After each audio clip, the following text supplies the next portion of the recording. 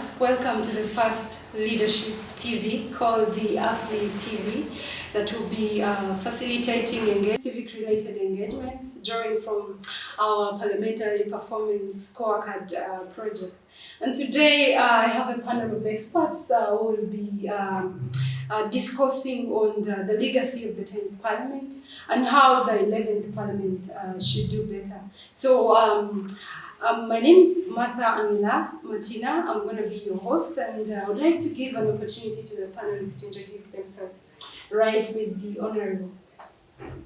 Thank you very much. A pleasure being here. My name is Sarah Opendi.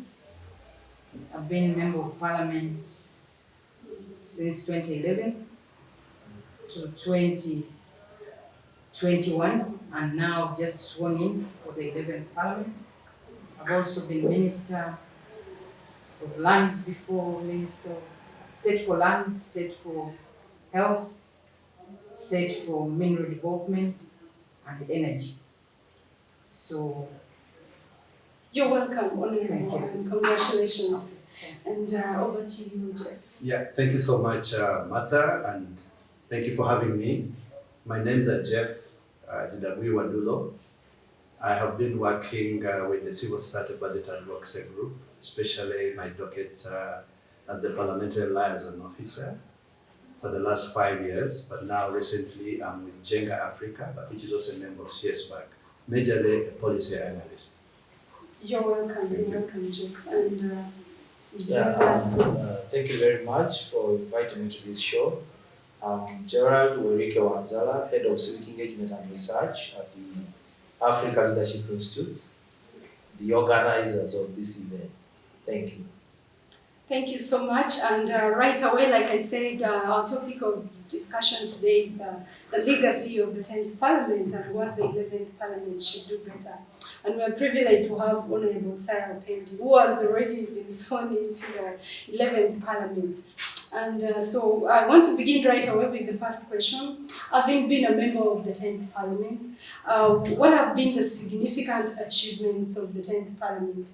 You know, when you look at its cardinal functions of representation, legislation, appropriation, and oversight. Do you think it has been independent enough, and so on and so forth? Would like to hear that. Certainly the 10th Parliament has done its best in ensuring that we legislate. And when you look at the performance of the 10th Parliament compared to that of the 9th Parliament in terms of the bills passed, the 10th Parliament did better. We had over 100, I don't have the statistics here, but over 130 bills that were passed by the 11th Parliament. And some of the bills, the new laws that were actually put in place or passed and awaiting assent by the President are things that have not been, bills that have not been there before. For instance, if you look at the local content bill, that to me is something that will shape the way we move forward in terms of engaging the local population. If you look at the sexual offences bill that has been recently passed, there were so many things happening in this country, but they would go because there was no law. And we hope that His Excellency the President will assent to that, so it's before. We also have human trafficking that has been ongoing in this country. And so many children even losing their lives because of either using them for sacrifice or selling the children. So all this was going on, but there was no law. So that bill to deal with this particular offense of trafficking in persons, to me, is a key step in the right direction. So overall, I must say that despite what happened in Parliament and you know that fight that during the age limit time that keeps popping up when you look at the 10th Parliament, overall in terms of legislation, the 10th Parliament has done its best, has done well. but also on issues of monitoring and supervision. The 10th Parliament also tried to go out, monitor the services that are being provided by the different organs of government, the different institutions, and reports have been presented, motions on the floor also tabled and passed. So overall, in terms of what our functions are as Parliament, I think the 10th Parliament tried its best. Okay. So you talk about, for instance, the oversight role, the monitoring reports submitted.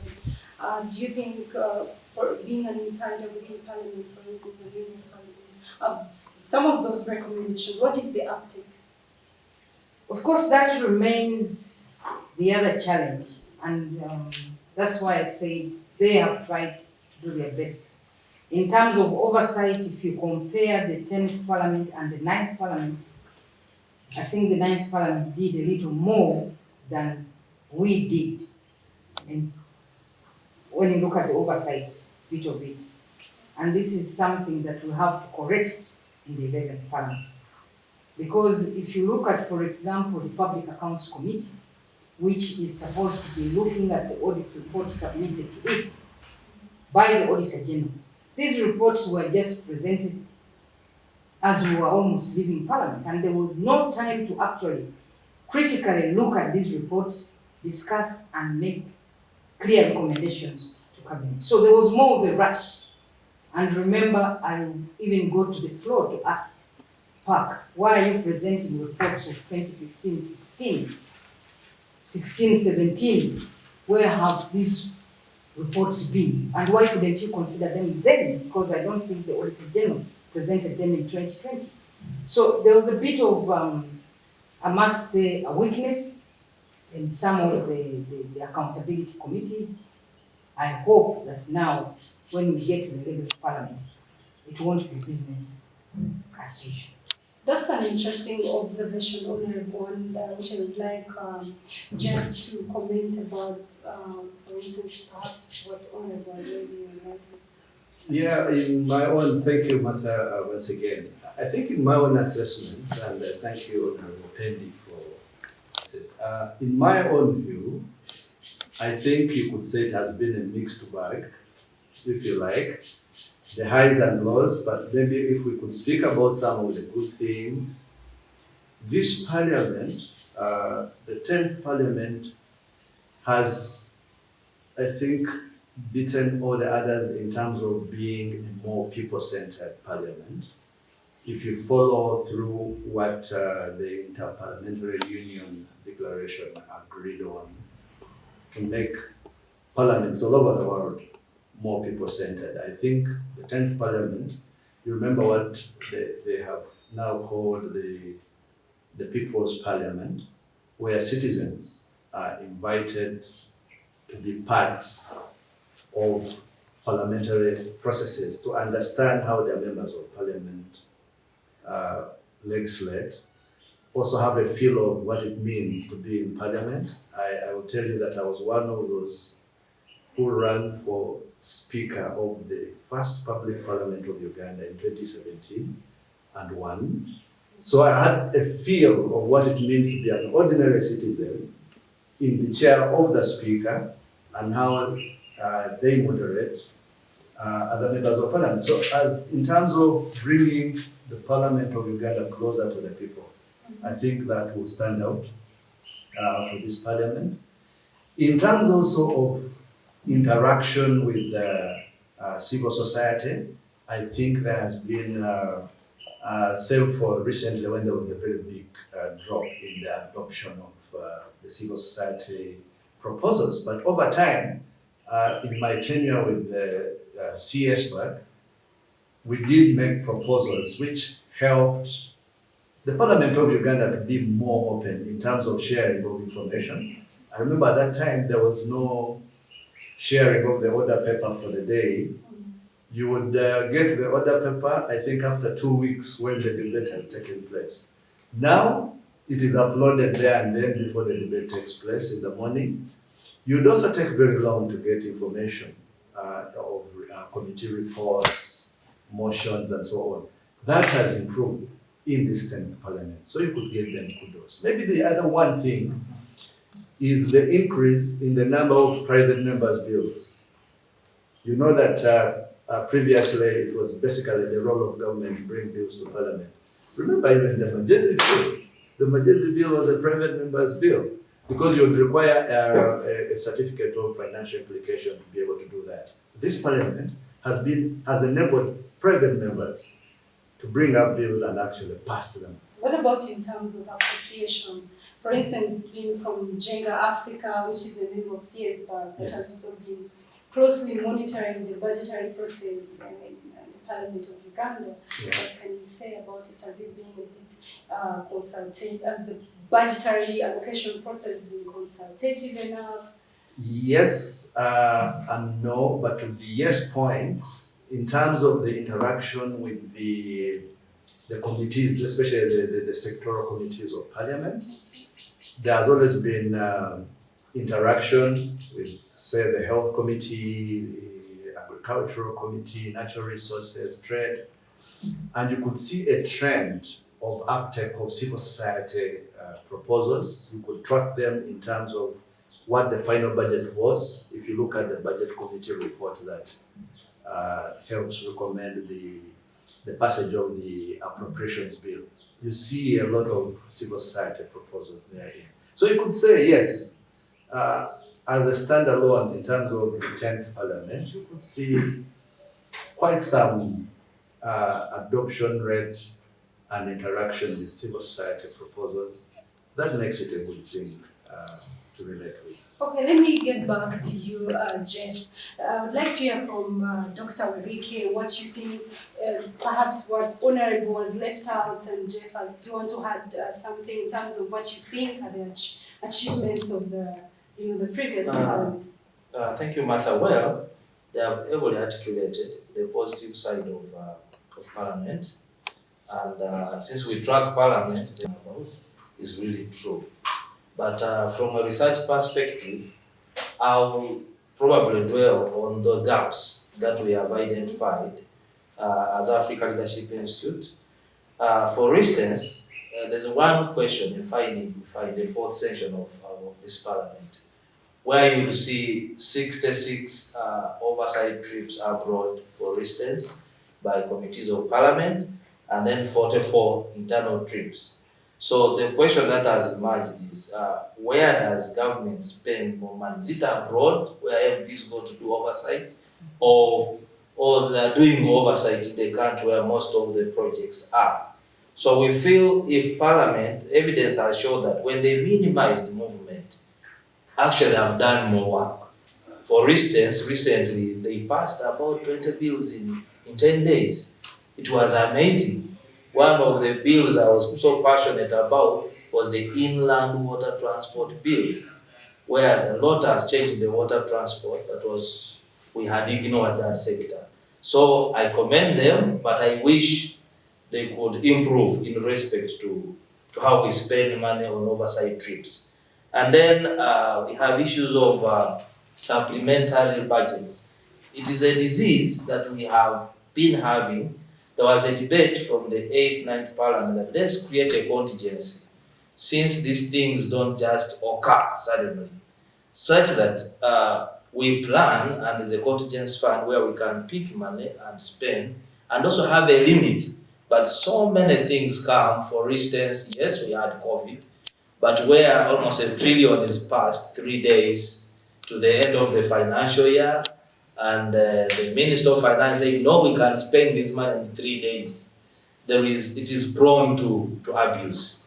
And then if you look at rules of procedure adherence, we have pointed out challenges to do with, is there a need to amend the rules of procedure? For instance, the 45-day rule, is it realistic that bills can be passed? Because from the third session, for instance, we discovered that only 18% of the bills respected that rule, the 45-day rule. So maybe we need to revisit in the 11th Parliament and see what is realistic and what's not realistic. And we have also tracked I really appreciate Honorable Sarah Chenyo Pendi, because many times when issues are being discussed, she's at the front.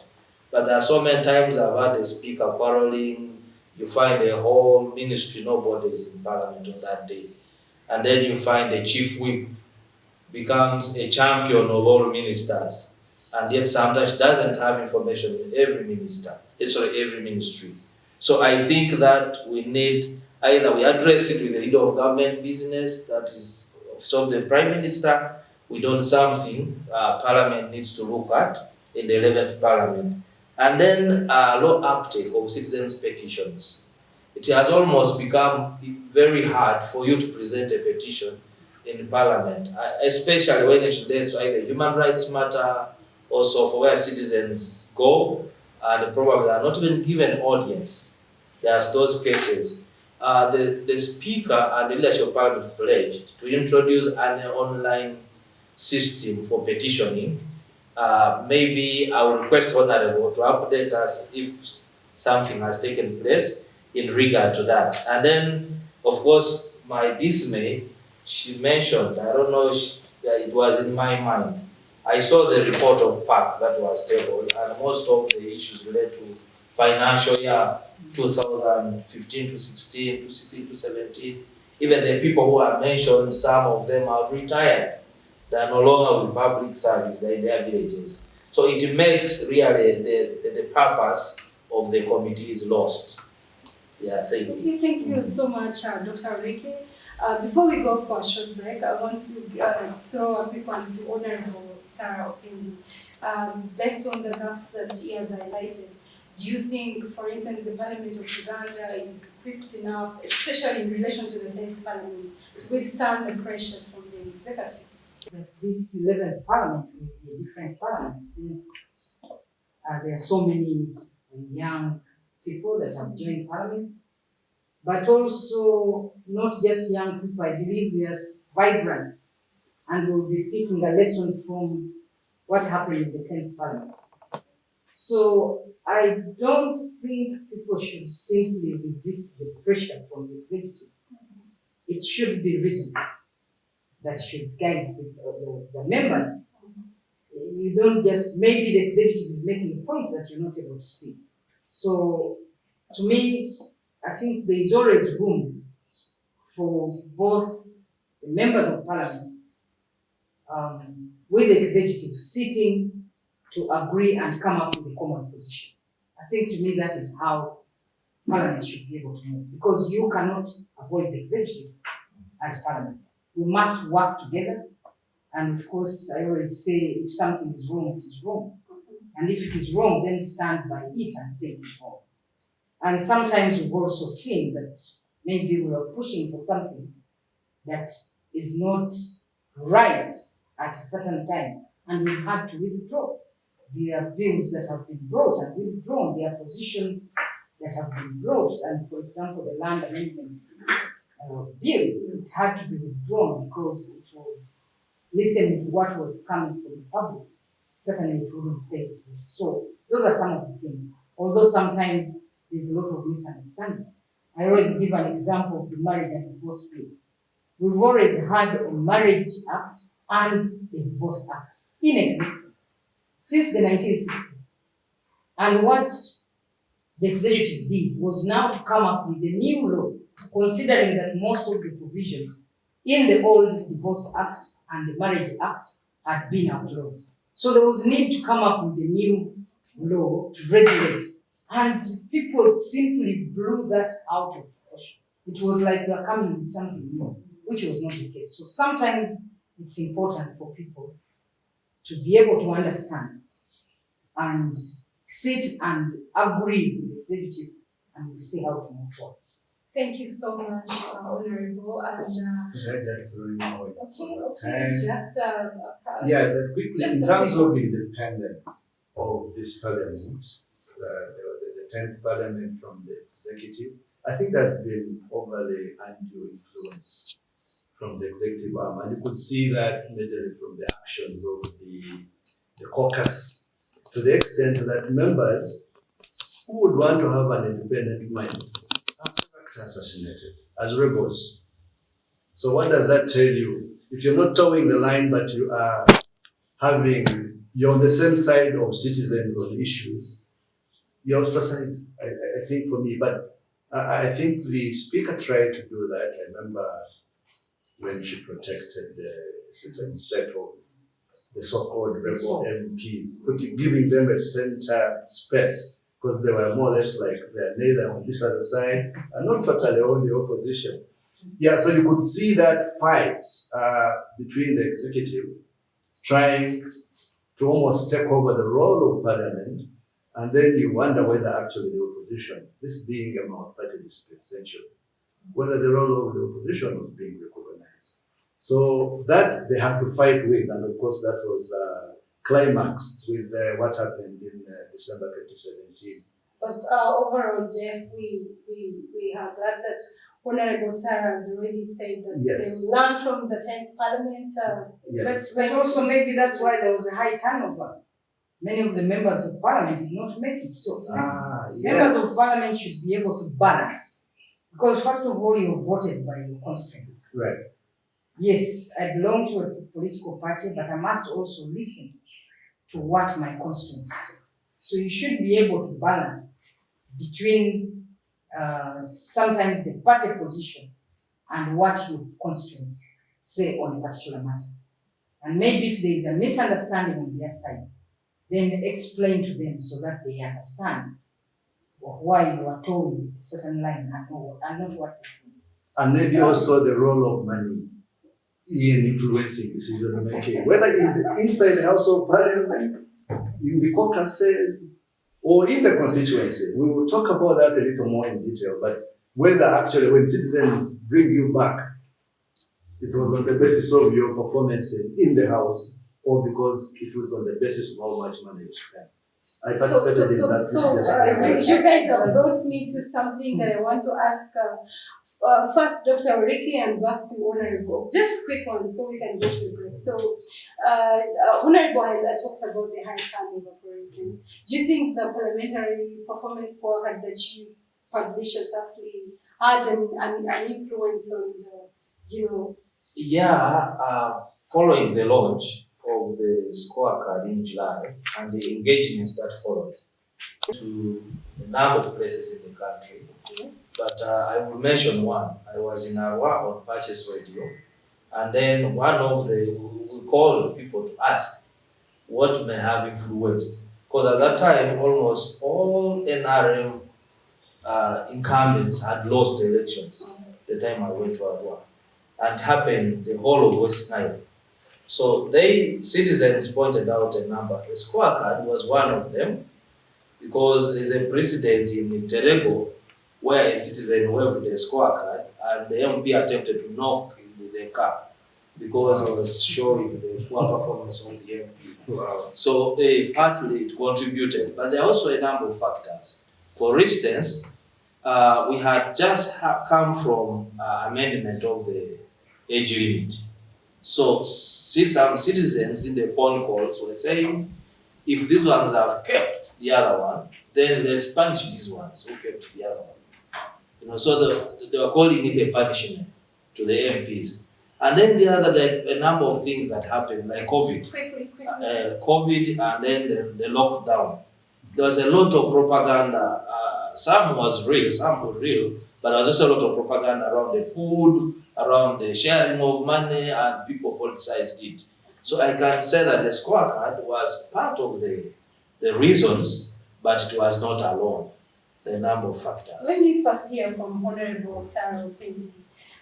Do you agree with what he says? You think the scorecard partly played? Yeah, in some areas, yes. I personally came through because of your scorecard, which gave my opponent then, I think, almost zero. That was in 2011. In some areas, yes, because I know of people who have never spoken or spoke once in 5 years, but they are back in the house. So, partly yes, but maybe these are the things that people need to look at. Because one of the things why you elect a member of parliament is not to just come and warm the chair and become a member of parliament, but that person should be able to represent the people that voted for him or her. We'll have a discussion on especially the increasing number and why some MPs say it's not possible to speak now that the number has increased. I think it would be interesting to have that discussion another day, and especially now it will impact performance. So for now, I would like us to go for a break, and we will return and continue the discussion. Thank you.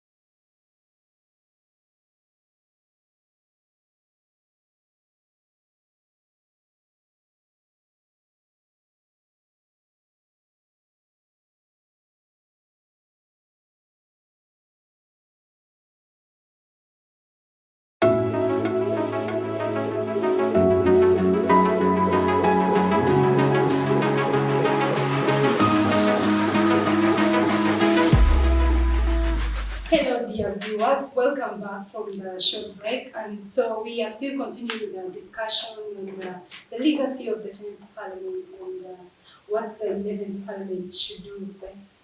And so I want to ask again a question to Honorable Sarah Opendi with the rest of the members here. What do you think are some of the challenges that have hindered MPs from performing their roles effectively in relation to the 10th Parliament? One of the biggest challenges that we have had in the 10th Parliament has been the perpetual absenteeism of the members. Because there are certain things that cannot be passed without quorum. Although somewhere during the COVID time we had to amend our rules to remove that. But the absenteeism has been a very, very big problem and a key challenge. And I hope members of the 11th Parliament will be able to do better and be present. Because when we are talking about corruption, corruption is not just taking money from the public coffers, but also earning when you have done no work. Is also corruption. At committee level, you find the attendance is poor, but even in plenary, the attendance is poor. We have clear rules that if a member of parliament misses 15 sittings consecutively, then you lose your seat. But we have not gone into implementing that, and that is something that should be seriously looked into and implemented if we are to deal with the challenge of absenteeism. The other bigger problem that we have had in the 10th Parliament, and this is something that I speak about, and we need, and it's all out in the air, I've had even leaders talking about it, is the transaction nature, I'm sorry to say it, but has been an issue.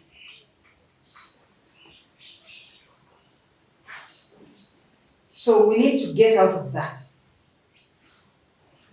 because sometimes committee members, instead of doing their work as committee members, playing their oversight role over the government agencies, also use their positions in the committees to ask for favors. Give me a health center, give me this, extend electricity, extend water here. The moment you start getting into that, at committee level, then you won't do your oversight role over that government agency. So that also, there has to be, members have to get out of that. Yes, you need water in your community, but do your oversight role, independent of your other requests. And government is there to extend services to all parts of this country, irrespective of where or your position as a member of parliament, or your political party, as whichever party you have come the vehicle that you use to come to Parliament. So to me, I think those have been some of the challenges. Key is the challenge of representative and also that the transactional nature of these committees of Parliament. So, when you look at the oversight role of Parliament, do you think they are staffed enough? Or do you think, is there a system in place for MPs to perform their roles, or there could be hindrances in that area? No, the systems are there because members of Parliament, first of all, they are politicians, but they have teams, technical teams that work with them.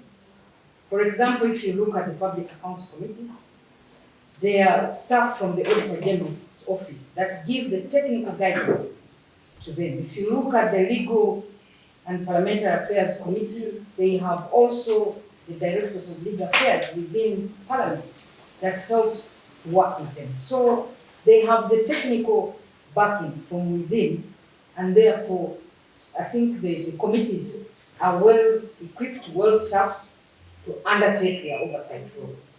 But this is also something that we have to look at, maybe the leadership of Parliament, that in choosing committee chairpersons, they must look at one's experience, other than just the loyalty to the party.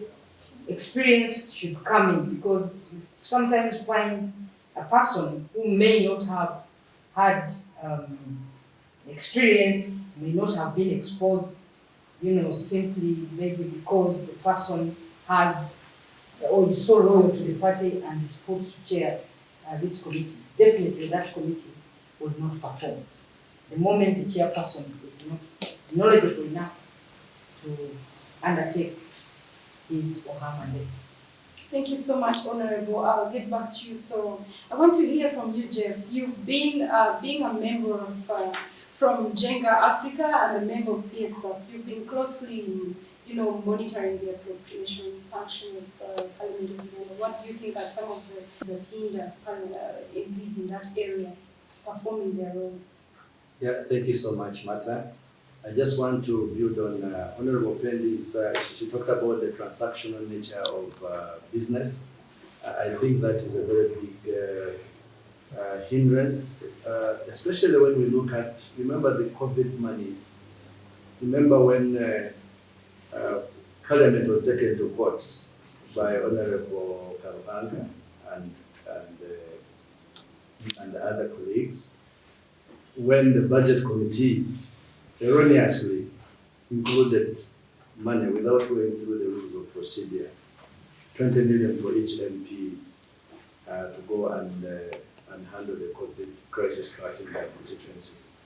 I know that the pressure might have been there because I think the structure for COVID response had eliminated members of parliament. So they felt a bit vulnerable.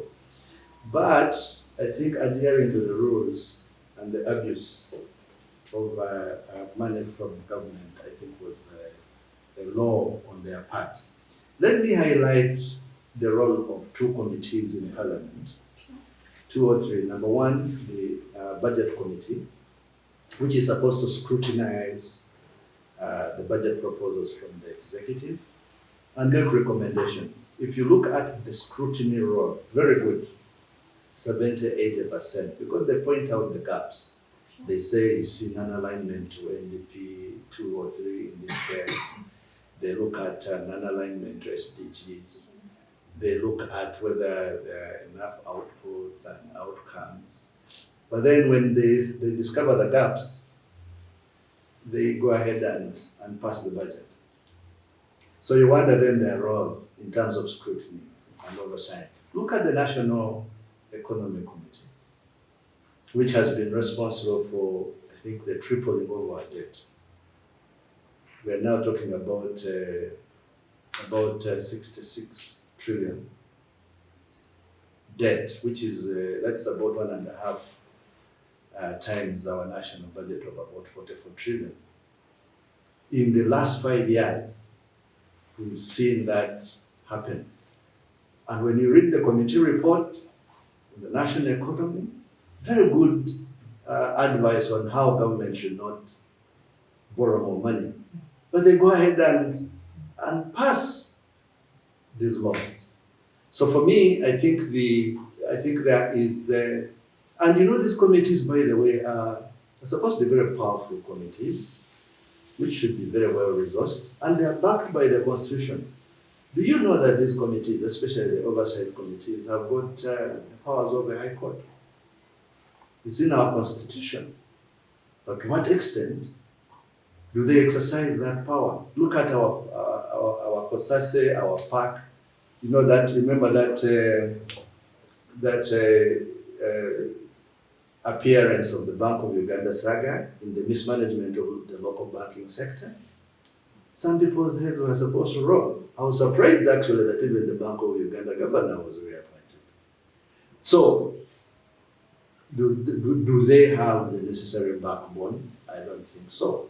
Are they using their powers to be able to do the things they do? So you hear a lot Are they of... independent? Are they independent from the executive?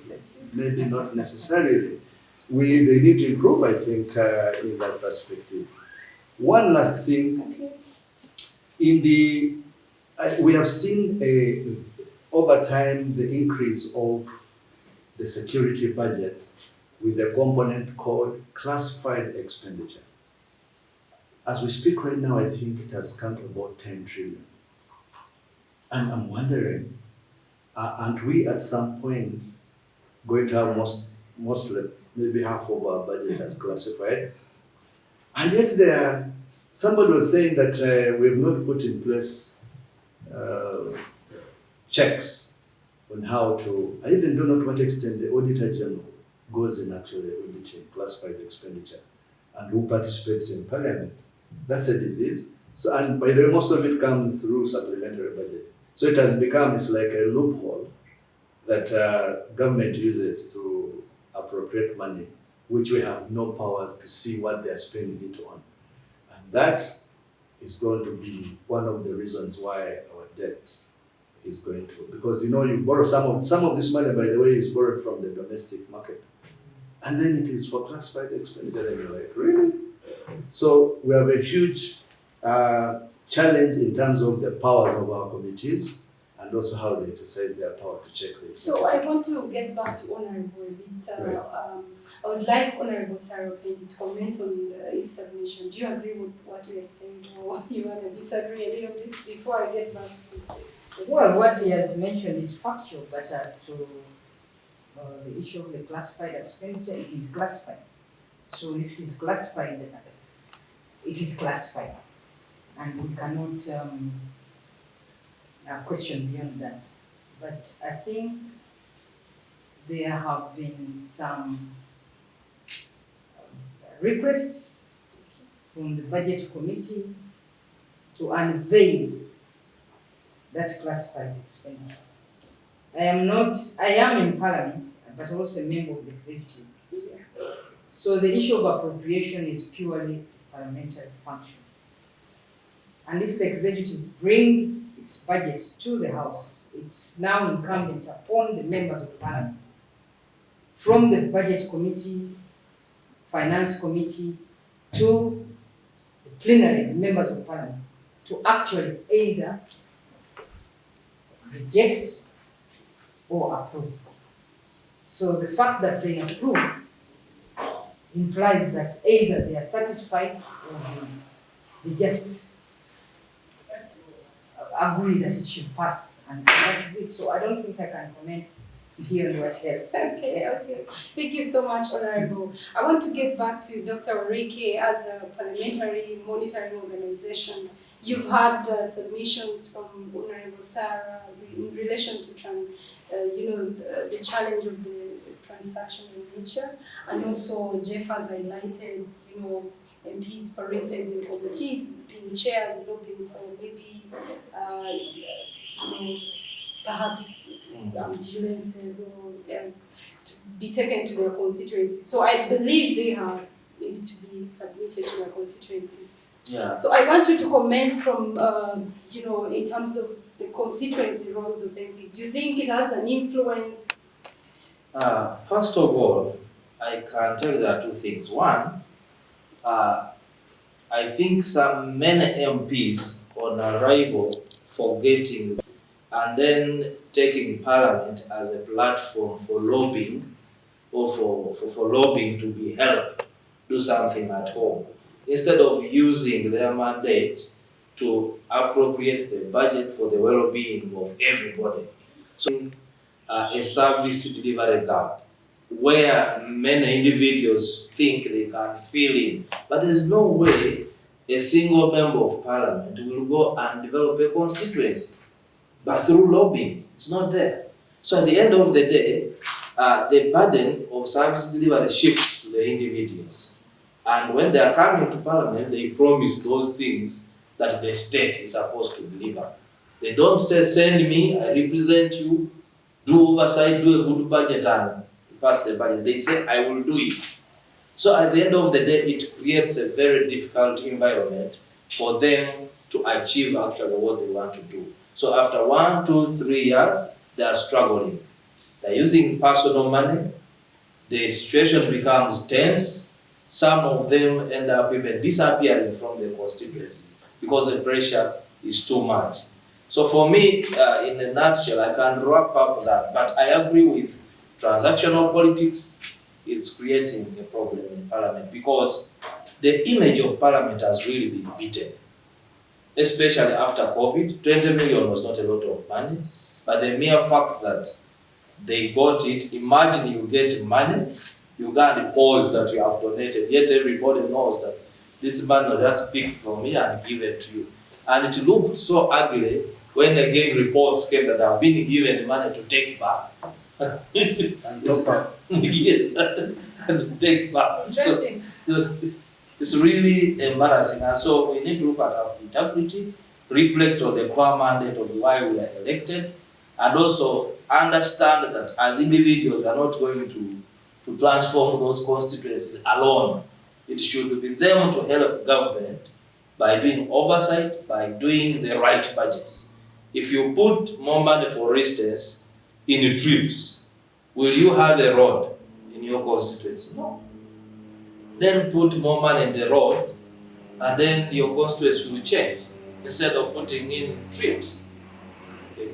Maybe on that point, maybe also he needs to interrogate, or we need to interrogate citizens' expectations versus the roles.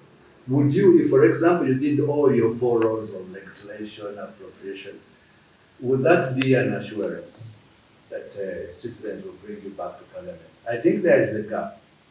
Our own role as people who are involved in the parliamentary scorecard might need also to look at whether there is a nexus between the performance of an MP on all those other cardinal roles and the perception of the citizen in bringing them back to parliament on the basis of that satisfaction.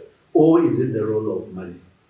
For example, if we might have seen cases like that, very poor performance on all these other roles, but they did a very good constituency job, projects and so on, and this person is brought back. I think there are some cases we can quote. But our citizens are civically competent enough to say, you know what, this is our MP, and they're doing ABCD. But then also the other question is it a deliberate thing by government to impoverish citizens so that they look to MPs as the conduit through which they'll be getting services? Yeah, because you see, an MP is in parliament for the last 20 years, but there's no connected services are poor, but they keep coming back. How are they able to do that? Are our citizens in position to be able to challenge the status quo? So let us hear from Honorable Sarah, especially in relation to the mismatch between the two. You know, how citizens perceive your roles as an MP and vis-a-vis what the law says, cardinal roles.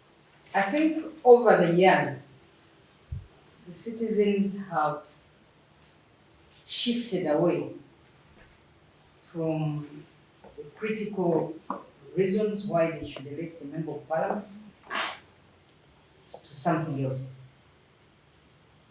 And this is, to me, where we need to pay attention. The civic education is completely lacking on the roles of a member of parliament. Because now, whoever has a problem, either in a health center, or has lost somebody, or lacks school fees, the first call is the member of parliament. And yet the member of parliament cannot really be able to attend to all the problems of the citizens. So I think this coming 5 years, I hope there can be civic education to the population to shift away, because now it's money, it's also money. Although money is not everything. You can bring your money and people still don't vote for you.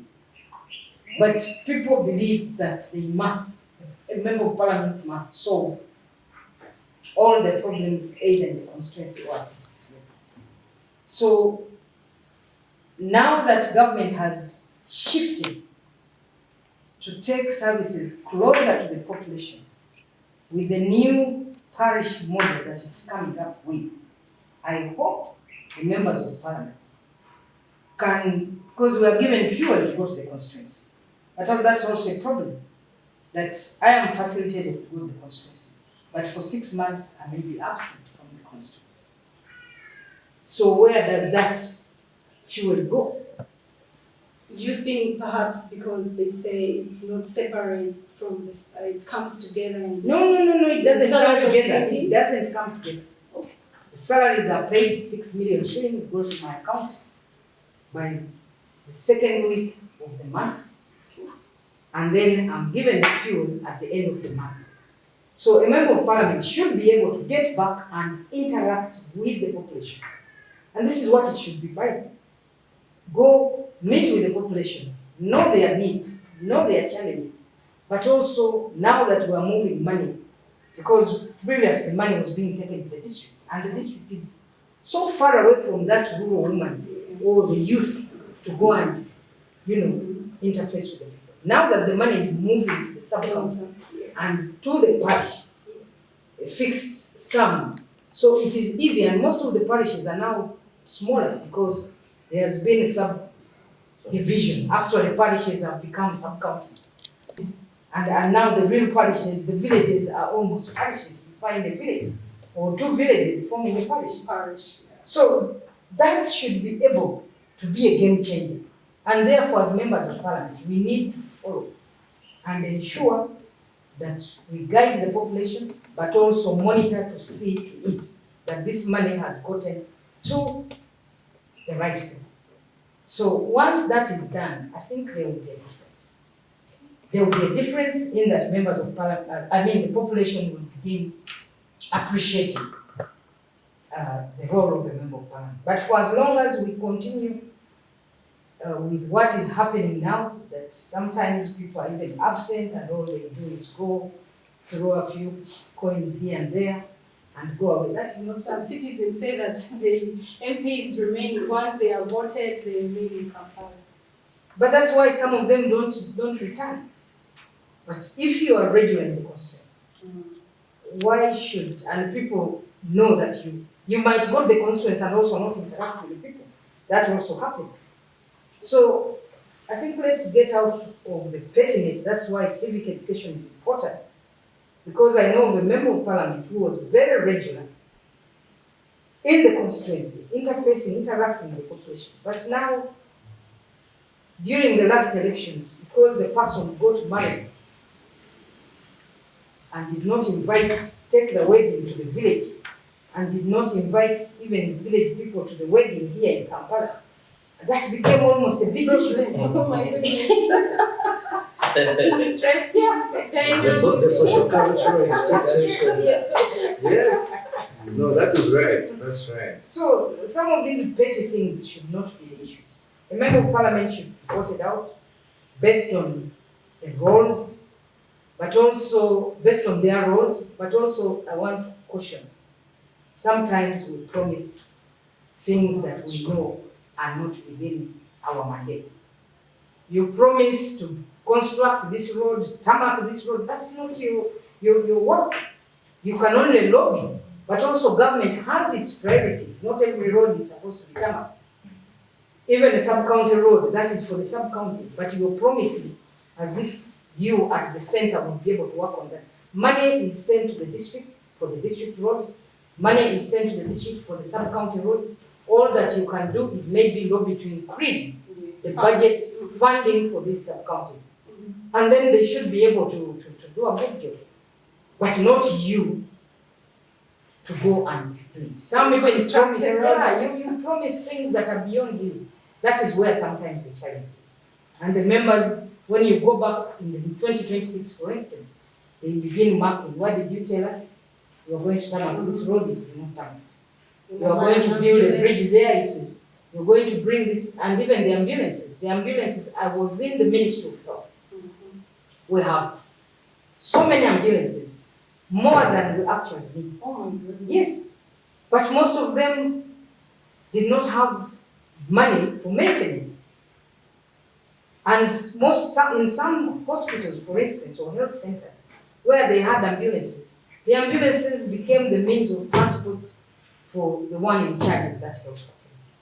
And this is why we had come up, we were pushing for the ambulance service. I don't know where, the policy. There was about 400 billion. Yes, for that for the policy. ambulance. Whatever happened? So that we have an ambulance service and away from the health facility, where if somebody needs an ambulance, you simply call and the system allocates the nearest ambulance to you and sends. That is the way to go. But for as long as we attach an ambulance to the health facilities, where there is no transport for a medical superintendent, where there is no transport for the nurses to go for the outreach, where there is no transport for maybe the in-charge at the health center, that becomes the means of transport for that person.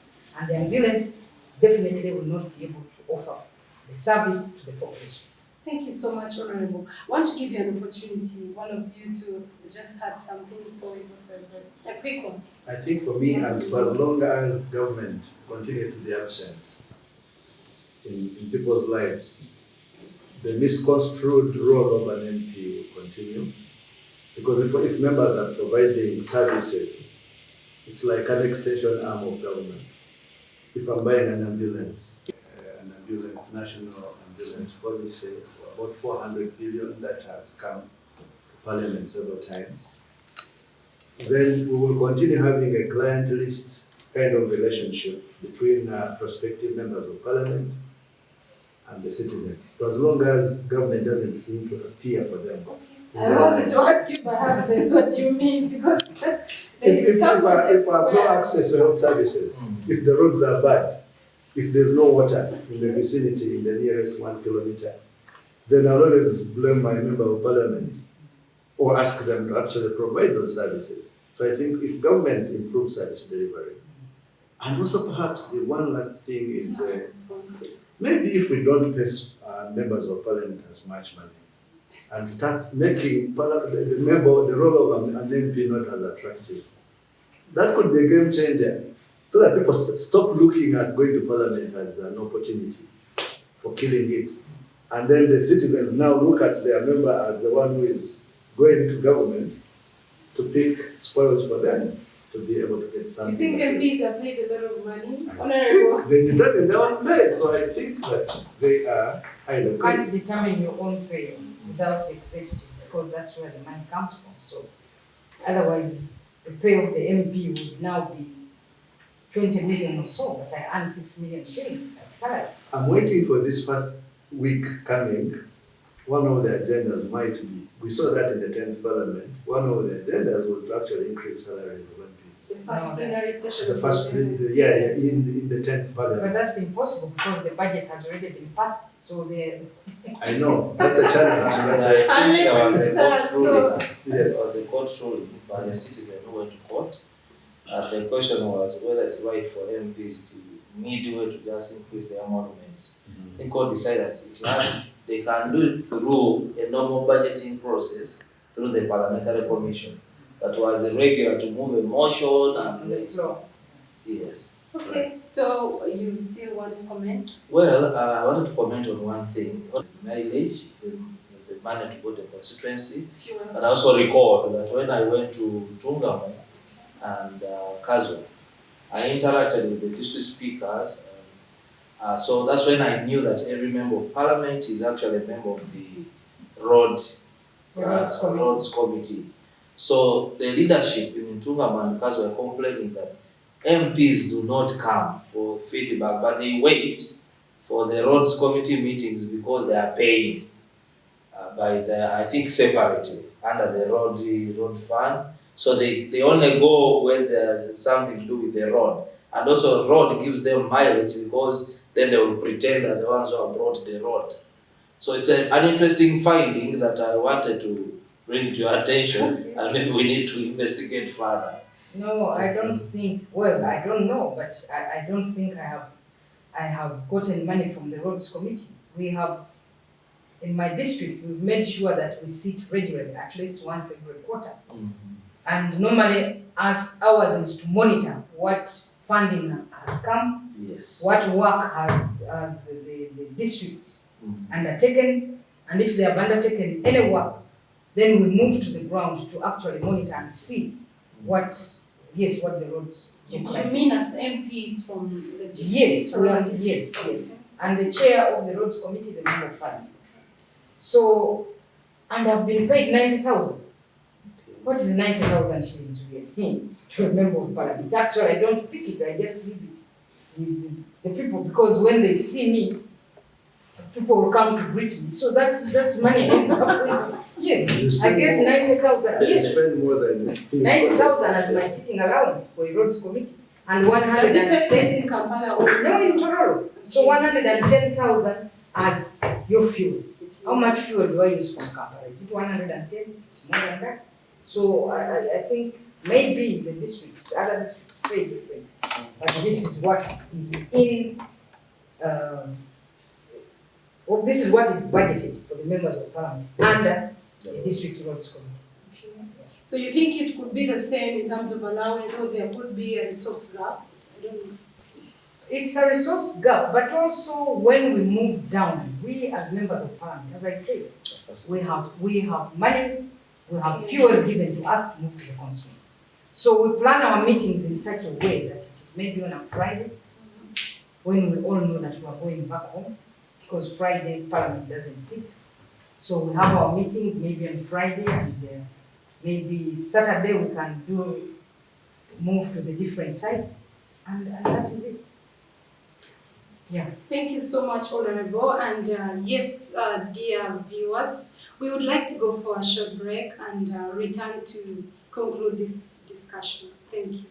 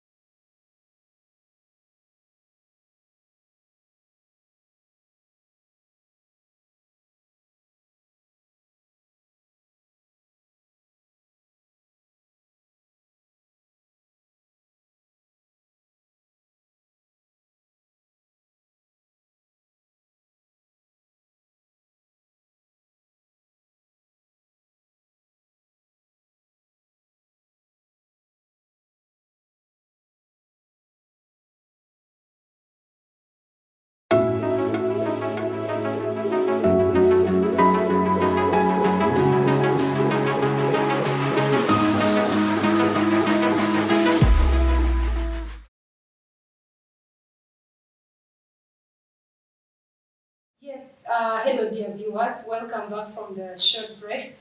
Yes, we are still discussing on the legacy of the 10th Parliament and what the 11th Parliament should do better or differently. So we want to wrap up this discussion with hearing some of the recommendations. I want to ask the panelists, starting with Honorable Sarah.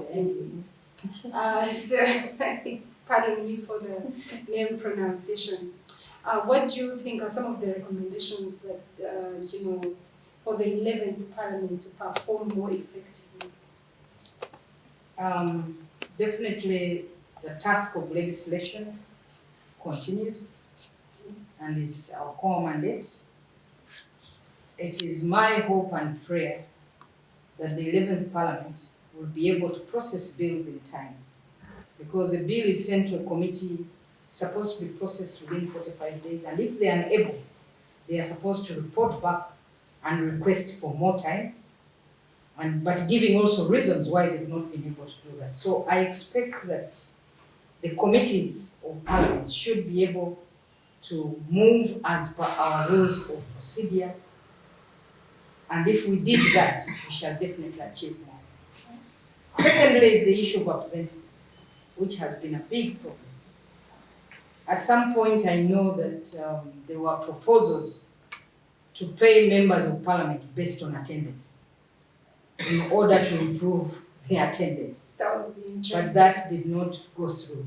So I hope that in this 11th parliament, there will be better attendance, both in plenary and at committee level.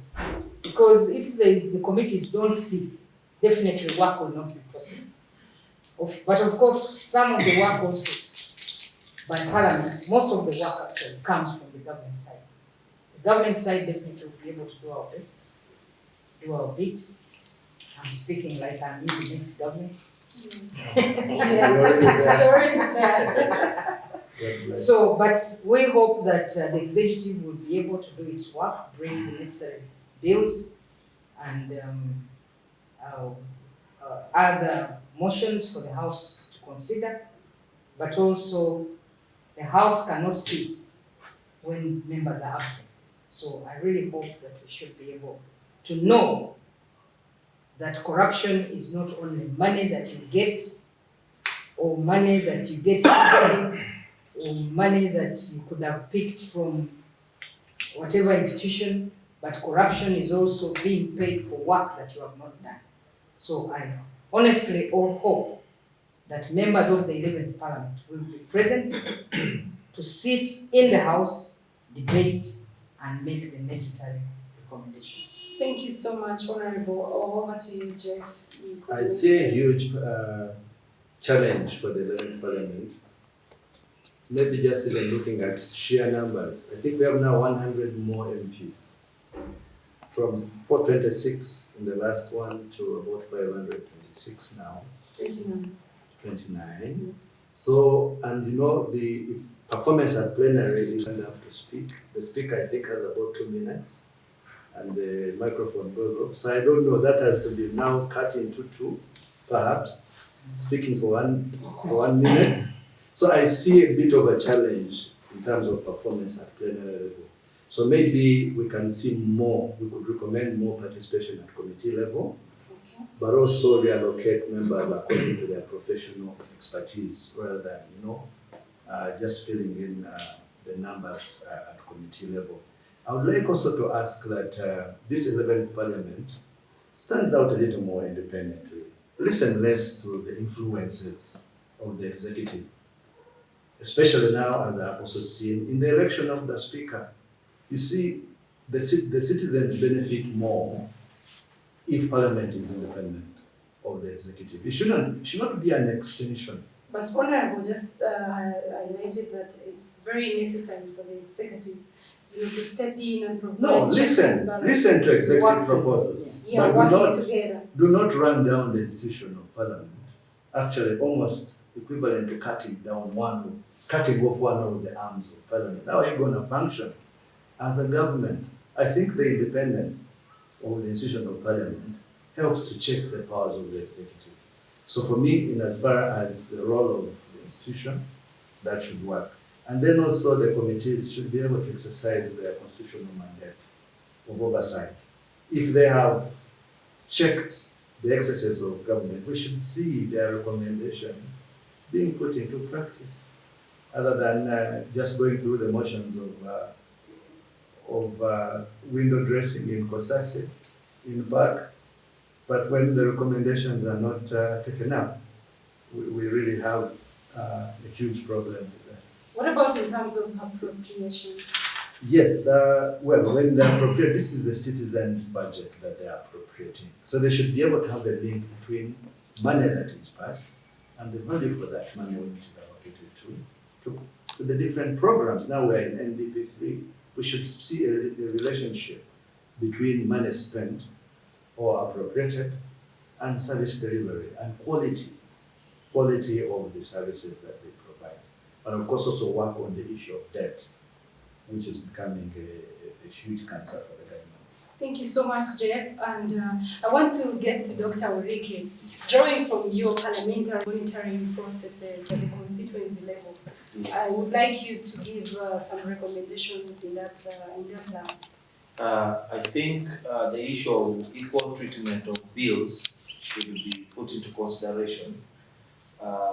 We are tired as citizens of seeing a scenario whereby if it's something to do with introducing the tax, okay, amendment to the tax laws or borrowing, the speed is rapid.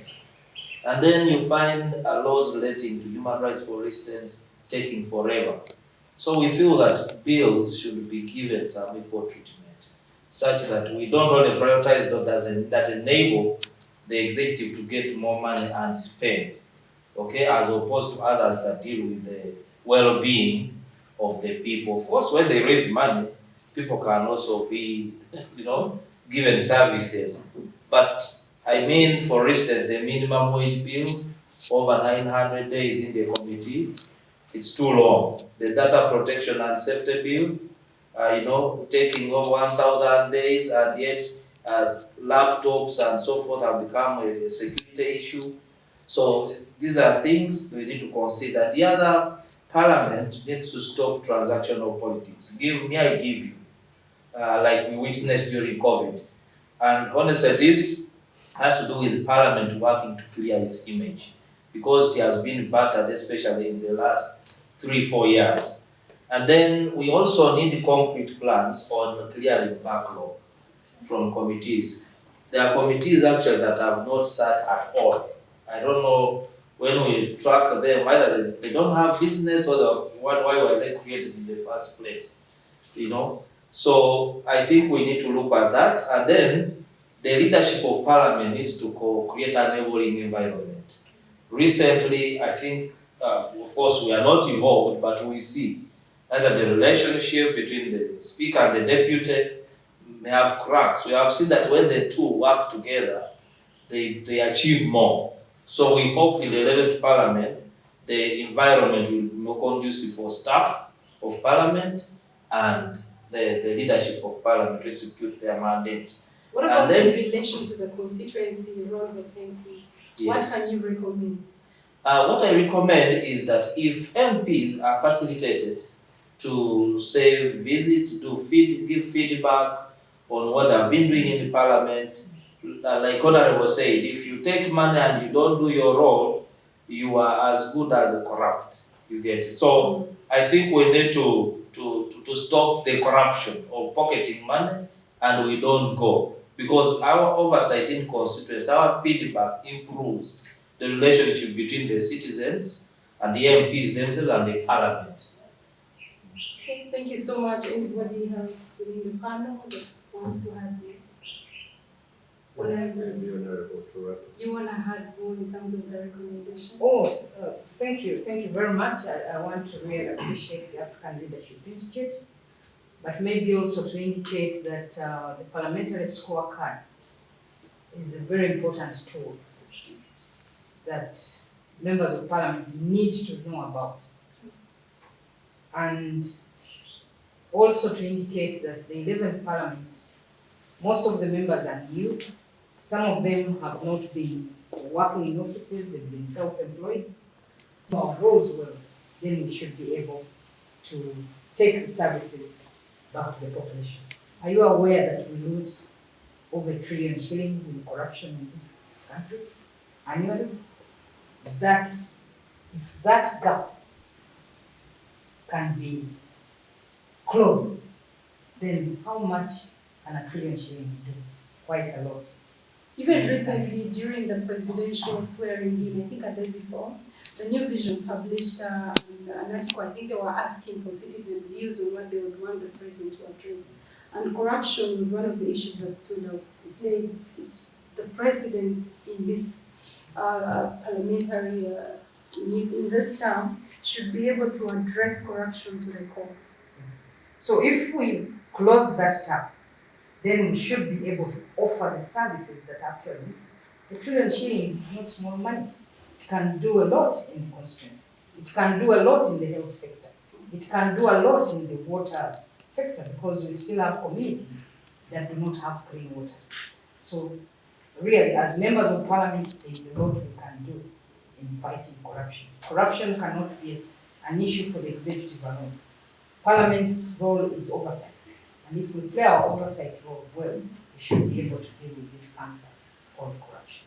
Thank you so much. And Jeff, you want to add something? Basically, as I wrap up, I think the role of citizens in getting us the leadership that comes to parliament, we need to do a lot more there. Building civic competence, be able to make decisions on the basis of the roles of an MP as opposed. I know it's not going to be an easy thing, but behavior change communication starts with the first step. That will help to improve on the quality of members of parliament that we get, but also the kind of services that citizens get. Thank you. Yeah. A quick one. Yeah, okay. Yes. As Honorable said, civic education is very important, and I would like to urge government to really fund civic education because as civil society we try, but we do not have all the resources. And also as citizens, if a government invests in its citizens, in the knowledge of its citizens, then it can reap in the future. Thank you so much, dear panelists. It has been a wonderful opportunity to host all of you in this panel as we discuss the legacy of the 10th Parliament and what the 11th Parliament should do better. I believe it's the right time because the 11th Parliament has already been sworn in and beginning work effective Monday. I beg to be corrected if otherwise, it has been a wonderful opportunity, especially for me to meet Honorable Sarah Kendi for the first time physically. And so, dear viewers, thank you for being with us for this time, and we look forward to hosting you again next week. And I've been your host, Martha Amina, all the way from Karamoja. Bye-bye. Thank you. Wow.